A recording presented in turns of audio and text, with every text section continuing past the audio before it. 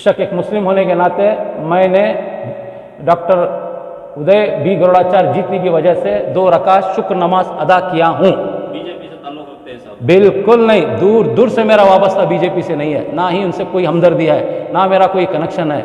मेरे बाप दादा के ज़माने से, हमारे बाप के ज़माने से, हमारे दादा के ज़माने से, गई और बछड़े के ज़माने से भी हम लोग अब तक कांग्रेस ही में थे। मेरी ज़िंदगी का ये पहला वोट मैंने 3 नंबर को दबा के उनको दिया है। उदय गरुड़ाचार्य की निगरानी में रहेगा?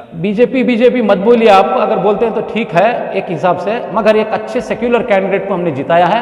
उसके बाद जो है मैं इस मुबारकबाद जो है वो हमारे बास के गैस के सिलेंडर वाले साहब, क्या नाम उनका, वो कुछ केजीएफ बाबू बोलती हैं, चिक्कड़ बाबू बोलती हैं, पता नहीं दुनिया के नाम उनको बोलती हैं, अल्लाह आलम, मुझे नहीं मालूम है।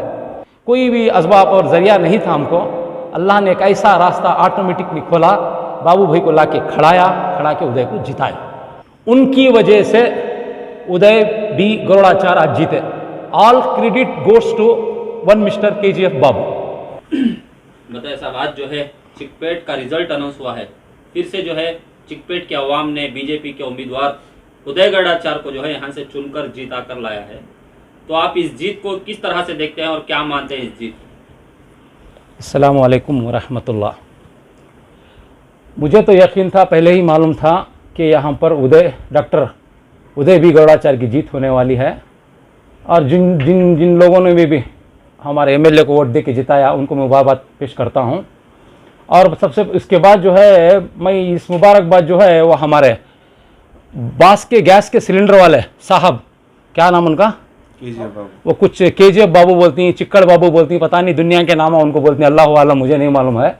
He is the person on behalf of him only he has won this election, otherwise it is very difficult। तो क्या केजीएफ बाबू ने यहाँ पर वोट तोड़ने की कोशिश की या मिलाने की कोशिश की, मुझे तो ये तो मालूम नहीं है, मगर उन्हीं की वजह से ये कांग्रेस की सीट थी, ये कांग्रेस की सीट गई। और हम भी लोग, यहाँ के माइनॉरिटी लोग भी चाहते थे कि उदय जैसा कैंडिडेट हमें चाहिए था, मगर टफ था, सोच रहे थे, परेशान थे कि कैसे इनको लाया जाए। कोई भी असबाब और ज़रिया नहीं था हमको, अल्लाह ने एक ऐसा रास्ता ऑटोमेटिकली खोला, बाबू भाई को ला के खड़ा के उदय को जिताया। तो क्या उम्मीदें हैं उदय गरुड़ाचार्य से आने वाले दिनों में? बहुत अच्छे आदमी, उनसे मेरी बातचीत हुई और उन लोगों ने भी बताया कि उन्होंने बताया मुझे, भले वोट दे या ना दे, कुछ भी तुम्हारे माइनॉरिटी के काम रहते हो, 5 साल में पावर में रहता हूँ, अब भी जस्ट में उनके साथ रखो, अब घर को आया, उसमें खाना खाया, नमाज पढ़ा, 2 रकात शुक्राने की नमाज भी अदा करे हमें, अल्लाह अच्छे कैंडिडेट को हमने जिताया दिया ना अल्लाह तू घर को। तो जो भी काम है इंशाल्लाह तुम्हें ले लगाओ, कौन मुसलमान दी या नहीं दी, 7-8 हज़ार 10 हज़ार वोट तो मुसलमान का गया है उनको, ऐसा नहीं कि नहीं गया है।